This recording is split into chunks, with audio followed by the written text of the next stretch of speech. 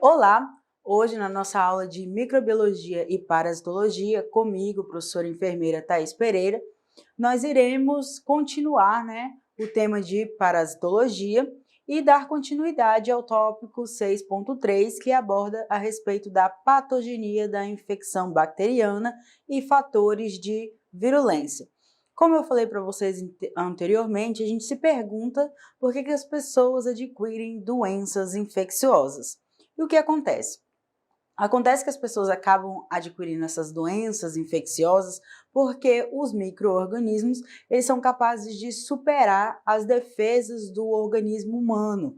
Porque como a gente vai ver hoje a respeito do nosso sistema imune, a gente possui diversas barreiras para impedir que muitos micro-organismos se desenvolvam, mas infelizmente algumas vezes esses micro-organismos, especificamente por causa dos fatores de virulência deles, eles conseguem vencer essas barreiras e causar as doenças infecciosas. E dentro disso, esses micro-organismos e os subprodutos que alguns desses micro-organismos são capazes de produzir no nosso organismo humano, a partir da ação deles, eles têm a tendência a gerar sinais e sintomas, e quando a gente fala de doenças infecciosas, os principais, a gente pode pensar ali na febre e nas inflamações, que são os dois principais pontos que fazem a gente interpretar que aqueles sinais e sintomas tenham um motivo ali por ser uma doença infecciosa.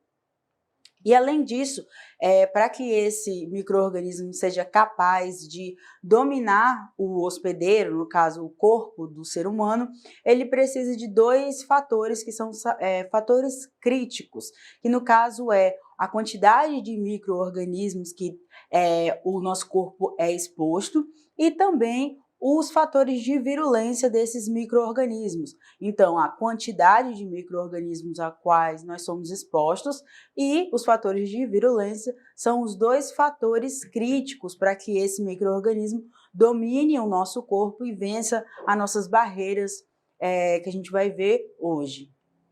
Além disso, é óbvio que a gente pode imaginar que quando tem uma grande quantidade de micro-organismos, a probabilidade de desenvolver uma infecção é bem maior.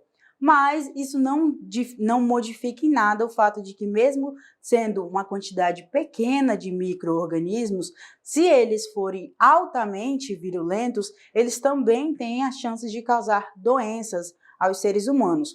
E quando a gente também fala de um número menor e com uma virulência menor, a gente aí já precisa de uma quantidade um pouco maior desses micro-organismos para poder causar doenças no nosso corpo. E para a gente relembrar, que a gente falou anteriormente dos principais conceitos, a virulência ela determina basicamente a habilidade do micro-organismo em produzir os inúmeros fatores de virulência que são eles que vão determinar essa capacidade de infecção e multiplicação desse micro-organismo no corpo humano. E dentro disso, a gente tem que ter em mente que o termo infecção, quando a gente for estudando aqui ao longo do nosso estudo, a gente vai perceber que algumas vezes a gente está falando de infecção, mas ela tem significados diferentes conforme o contexto. Quando a gente fala de uma infecção, quando é um micro-organismo infectando uma pessoa, a gente já tem um significado. Quando a gente fala de uma doença infecciosa, a gente já tem outro. No caso do micro-organismo infectando uma pessoa, quer dizer que aquele micro-organismo venceu as barreiras do hospedeiro e provocou uma doença.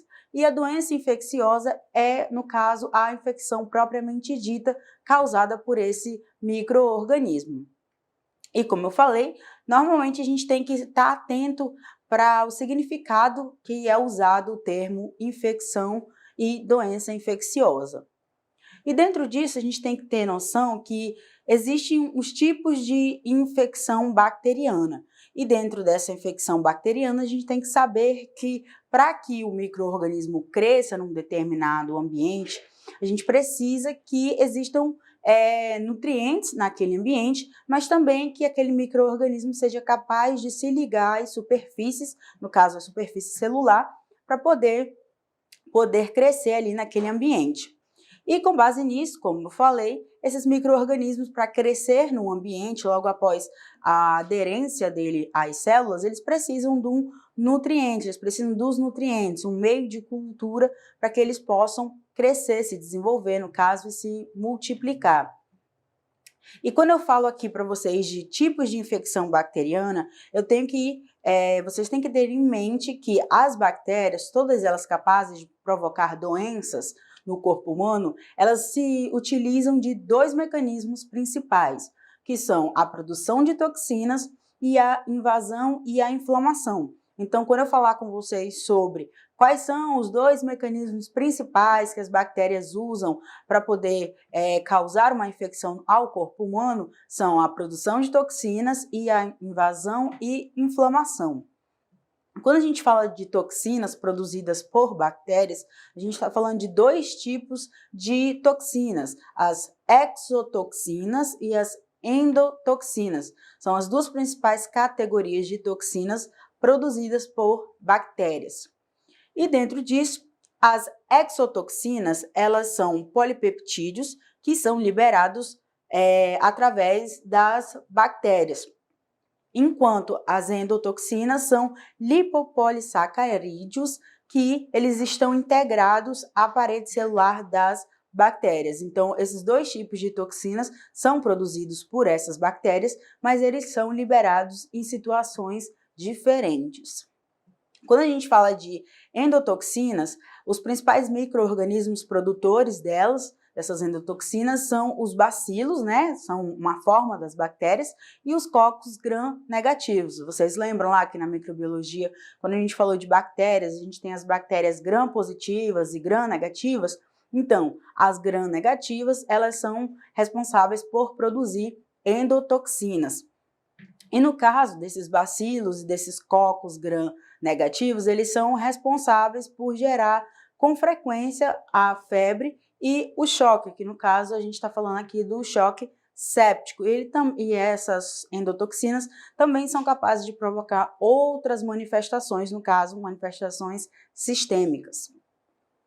E além disso, né, a gente tem que entender que muitas dessas infecções que a gente está abordando aqui, falando das infecções bacterianas, elas podem ser transmissíveis.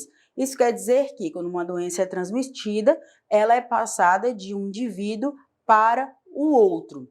Mas nem todas essas doenças causadas por bactérias são transmissíveis. O exemplo que a gente tem aqui, a tuberculose. A tuberculose é causada por uma bactéria, porém ela é uma doença transmissível e ela é transmitida a partir dos perdigotos, que são as pequenas micropartículas que a gente acaba expelindo no momento que a gente está falando, que a gente tosse, e aí a gente acaba contaminando uma pessoa quando nós estamos contaminados pela bactéria responsável por causar a tuberculose.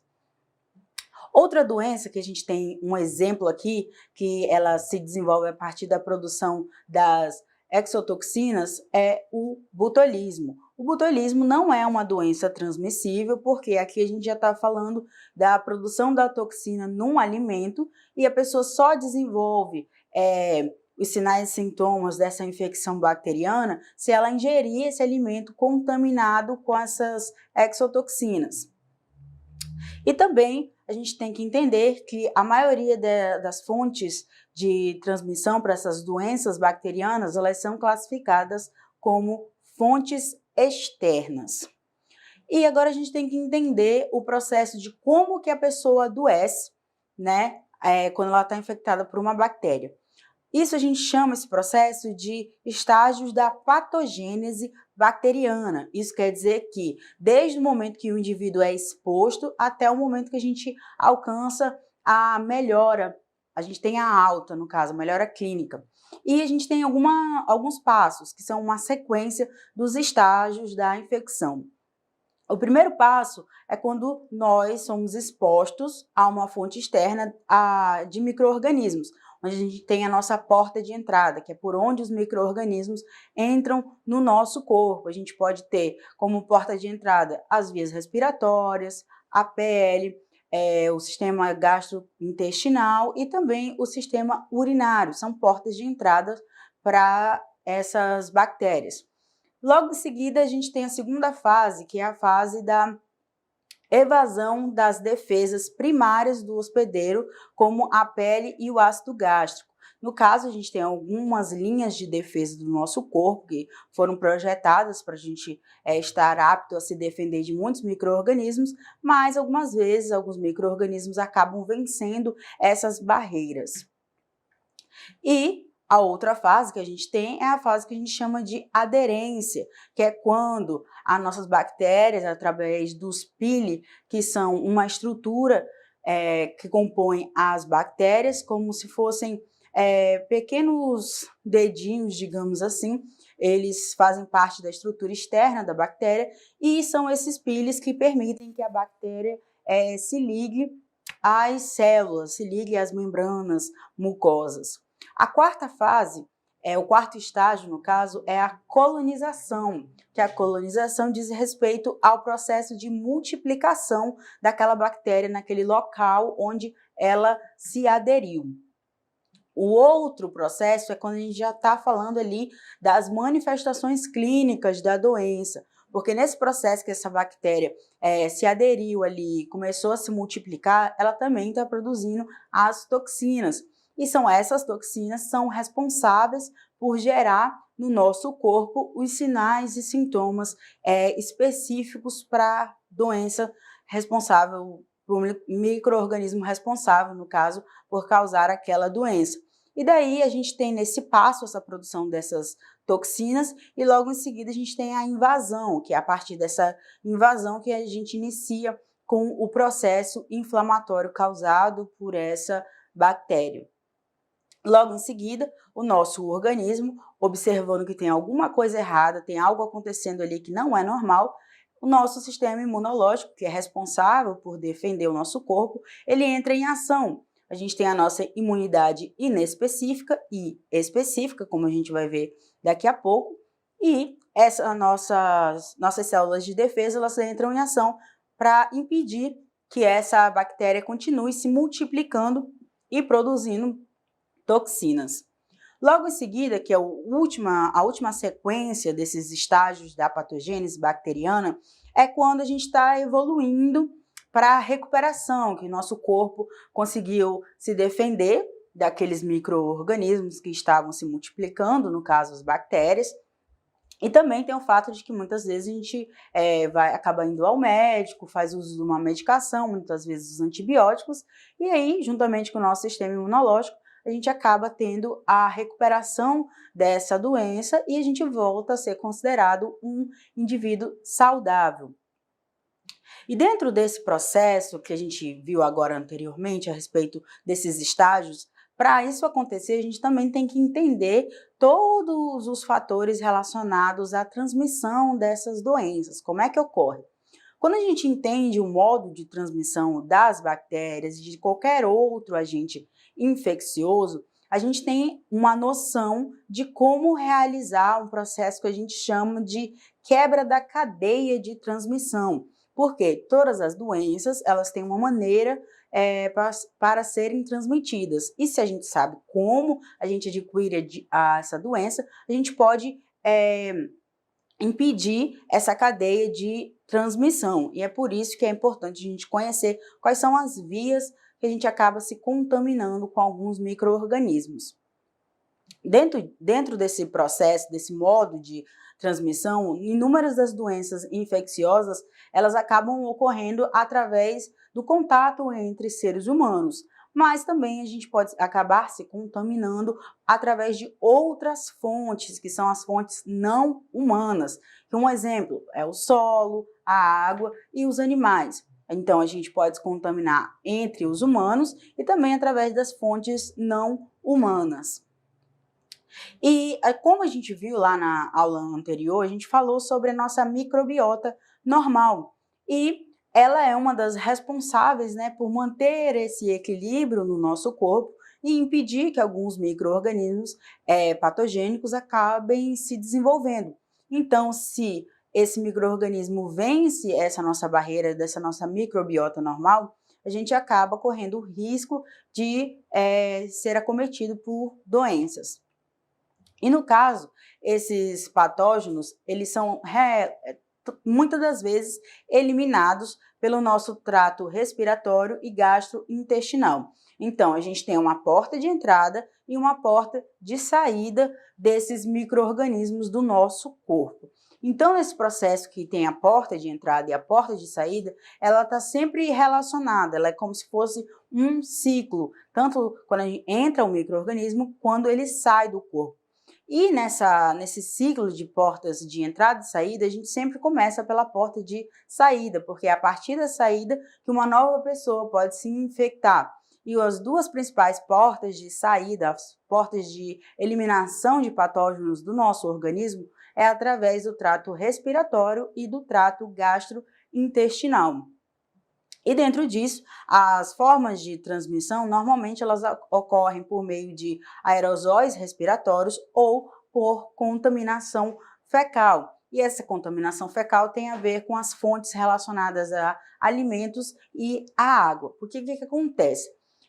Quando a gente estava na microbiologia, eu estava falando sobre as doenças transmitidas por alimentos, eu falei que muitas vezes a gente acaba adquirindo uma doença na rua, uma intoxicação alimentar, devido ao fato da pessoa que manipulou aquele alimento que a gente consumiu não estavam com as mãos lavadas da forma correta e podia ser que aquela pessoa tinha micro-organismos ali embaixo das unhas ou na própria palma da mão, porque ela pode estar com micro-organismo dentro do corpo, pode ter ido ao banheiro e no momento que ela realizou a higiene ficou resquícios ali embaixo da unha e contaminou o alimento. Então, por isso, uma porta de saída desses micro-organismos do nosso corpo é através do sistema gastrointestinal e por meio da contaminação fecal, que ela contamina tanto alimentos como a água. E dentro disso existem outras formas desses micro-organismos serem transmitidos também, que é através do contato sexual, da urina, do contato cutâneo, da transfusão sanguínea, quando ocorre o compartilhamento de seringas, ou através da picada de artrópodes, um exemplo, a picada de uma aranha, que seja venenosa. Pode desenvolver todo esse processo que a gente está estudando até o momento sobre a patogênese. E a respeito desse contato sanguíneo, ele pode ser por meio da transfusão sanguínea ou pelo compartilhamento de seringas. Na transfusão sanguínea, a gente sabe que toda vez que a gente vai doar sangue, a gente passa por alguns exames para verificar se a gente não está contaminado com nenhuma doença, para evitar justamente que, caso a pessoa estiver contaminada, o sangue não seja doado para uma outra pessoa, não ocorra essa transfusão, para não ter essa propagação de doenças. E também, quando a gente fala desse contato sanguíneo, geralmente os principais patógenos são de etiologia bacteriana e viral. Dentro disso, nesse quadro aqui atrás, ele fala especificamente dos modos de transmissão e dá alguns exemplos.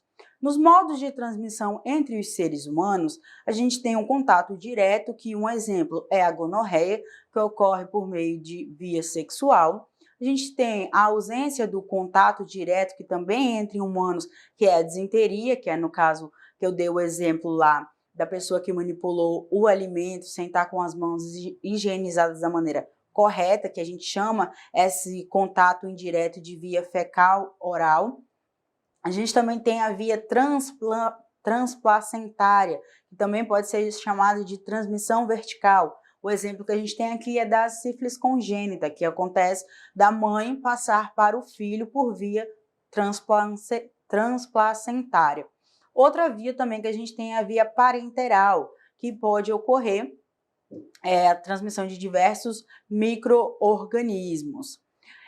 No exemplo, no caso da via parenteral, é no caso da própria transfusão sanguínea, ou quando ocorre da pessoa fazer esse compartilhamento de seringas, isso pode também acontecer. O outro exemplo que a gente tem é também a sífilis, ela também pode ser transmitida através do sangue, desse contato com o sangue. Como eu falei, além dos modos de transmissão entre os humanos, a gente tem os contatos com não humanos, que são o solo. O exemplo que a gente tem aqui é o tétano, que os esporos formados pelo micro-organismo causador do tétano pode ser encontrado no solo, e caso a pessoa tenha alguma ferida ali no pé e está andando descalço, ela pode acabar se contaminando, né? Esse micro-organismo entra na pele através dessa ferida. A gente tem através da água, que a gente, um exemplo que a gente tem é a doença dos legionários, onde esses micro-organismos, principalmente a bactéria causadora da doença, ela pode ser inalada, né, no momento da respiração, e ela atinge os pulmões. A gente também tem a via através de animais. Essa via entre os animais, ela pode ser direta, quando tem um contato direto com o animal. O exemplo da raiva, que pode ser por arranhadura ou a mordedura desse animal, né, nas pessoas. Pode ser por meio de artrópodes. O exemplo que a gente tem aqui são os carrapatos, causadores da doença de Lyme. A gente também tem por meio das excretas dos animais. Um exemplo que a gente tem é a toxoplasmose. E também temos as fomites, que são as infecções que ocorrem quando a gente manipula alguns objetos. Um exemplo que a gente tem são algumas infecções cutâneas causadas por estafilococos, que ocorre quando a gente compartilha toalha com outras pessoas. Ainda sobre essa transmissão, como eu falei, nesses modos de transmissão, a gente tem uma transmissão onde esses micro-organismos podem ocorrer da mãe para o filho, que a gente chama de transmissão vertical. E essa transmissão vertical, ela pode ser por meio da placenta, pelo canal vaginal no momento do parto ou no processo da amamentação. Então, por esses 3 modos, pode haver a transmissão de doenças da mãe para o filho. Além disso, como também já citei anteriormente, mas é importante a gente frisar, é sobre as portas de entrada, como os micro-organismos entram no nosso corpo. Primeiro, a gente tem o trato respiratório, depois o trato gastrointestinal, o trato genital e a pele. Mas aqui a gente, quando fala de pele, a gente tem que lembrar que a probabilidade desse micro-organismo entrar na pele é só se houver um corte, uma ferida, um arranhão, qualquer coisa que tenha feito a pele deixar de ser íntegra, a pele deixar de ser intacta, que faz com que a gente esteja exposto a esses micro-organismos. Quando a gente fala de pele íntegra, raramente a gente vai acabar se contaminando com qualquer tipo de micro-organismo. É importante, quando a gente fala desse tópico de patogênese e também de fatores de virulência, a gente tem que abordar sobre esses fatores de virulência. E para a gente ter noção o que são esses fatores de virulência? Basicamente, fatores de virulência, eles vão auxiliar ao patógeno na invasão e na resistência dele às defesas do corpo humano. Isso quer dizer o quê? Quer dizer que, através desses fatores de virulência, o micro-organismo ele se torna mais forte para aguentar quando o nosso sistema imunológico começa a atacar ele. E também, através desses fatores de virulência, ele se torna também mais apto a entrar nas nossas células e reagir, o nosso organismo reagir a ele. E quais são os 3 principais fatores de virulência? Se eu perguntar para vocês os fatores de virulência, eu estou falando das cápsulas, das enzimas e das toxinas. São os 3 principais fatores de virulência quando a gente está falando das bactérias. Nosso primeiro fator de virulência aqui que a gente vai abordar é a cápsula. Na imagem aqui ao lado, a gente tem a imagem de uma bactéria. E aí, essa bactéria, essa parte externa alaranjada, a gente tem a cápsula. E essa cápsula envolve a bactéria e ela tem 3 principais funções. E quais são essas funções? A primeira, ela vai impedir que a célula seja fagocitada pelas células de defesa. Isso quer dizer que essa cápsula, ela impede que o nosso organismo, quando está reagindo por meio do sistema imunológico, quando ele manda as células de defesa ir lá e atacar essa bactéria, aquela cápsula fala, digamos assim, para as células de defesa: não, vocês não vão conseguir me atacar, porque eu tenho uma cápsula e essa cápsula vai me proteger. E também a gente tem como função para essa cápsula promover a adesão, né, dessa bactéria em diferentes substratos. Então, essas bactérias que têm essa cápsula, além de tornar ela mais resistente às células de defesa do nosso organismo, ela também permite que essa bactéria seja capaz de, em qualquer parte do corpo humano que ela for, ela vai ser capaz de se aderir ali. Então, ela pode se aderir nos nossos dentes, no trato respiratório, na mucosa intestinal e em vários outros locais. Também, essa cápsula ela tem função de ajudar essa bactéria a se manter hidratada e também impedir que alguns choques mecânicos acabem afetando essa bactéria. Além disso, outro fator de virulência importante aqui são as enzimas, que as enzimas têm a principal função de aprimorar a capacidade de invasão. Isso quer dizer que essas enzimas vão permitir que essa bactéria seja melhor na forma de entrar nas células e causar doenças. Então, ela aprimora as capacidades de invasão dessas células. E a partir disso, né, essas enzimas, elas são chamadas de fatores, ela faz parte dos fatores de virulência. Quando a gente fala do outro fator de virulência, que são as toxinas, a gente está falando daquelas toxinas que a gente falou lá no começo, que são as exotoxinas e as endotoxinas. Elas são também importantes porque elas fazem parte dos fatores de virulência. E como eu falei lá para vocês, essas exotoxinas e essas endotoxinas, elas são importantes porque elas vão permitir que essa bactéria se ligue a receptores específicos da célula que a gente chama de célula-alvo. O que acontece? Muitas células do nosso corpo, elas possuem receptores para outras células, para nutrientes e algumas outras substâncias que possuem no nosso corpo, e esses receptores acabam sendo usados pelas bactérias para poder fazer com que elas entrem dentro dessa célula e tenha a produção da toxina. Então, essas toxinas vão servir para quê? Para que essa bactéria se ligue aos receptores específicos das células. E dentro dessas toxinas, a gente tem que lembrar que existem algumas dessas toxinas que elas são pré-formadas, elas já estão ali naquele ambiente. E um exemplo disso são as que são produtoras das doenças alimentares, aquelas doenças que a gente já falou lá, que são a infecção e a intoxicação alimentar, elas muitas vezes causadas pelo botulismo, pelos estafilococos, pelos bacilos sérios. Eles são produzidos através de toxinas que são pré-formadas, elas são formadas antes de entrar em contato com o corpo humano. E também essas toxinas, elas são produzidas pelo micro-organismo no processo de evolução da infecção. Antes elas já são formadas no alimento e posteriormente elas continuam sendo formadas novas toxinas durante todo o processo de infecção que ela causa ali no nosso organismo.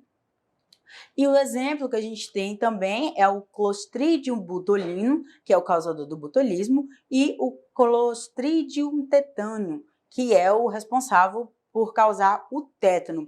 Ambos são bactérias formadoras de endoesporos e elas geralmente podem ser encontradas no solo. E esses organismos, eles ocasionalmente, eles provocam doenças nos animais e, né, dentro disso nós estamos inclusos nessa classe. E eles são responsáveis por produzir exotoxinas do tipo AB. Mas dentro desse fator, essas exotoxinas elas têm a capacidade de se especializar e se transformar em neurotoxinas. E aí você me pergunta, o que são neurotoxinas? Neurotoxinas são toxinas produzidas por bactérias que elas têm preferência em atacar as células nervosas do nosso corpo. Elas dão preferência para as células que compõem o nosso sistema nervoso.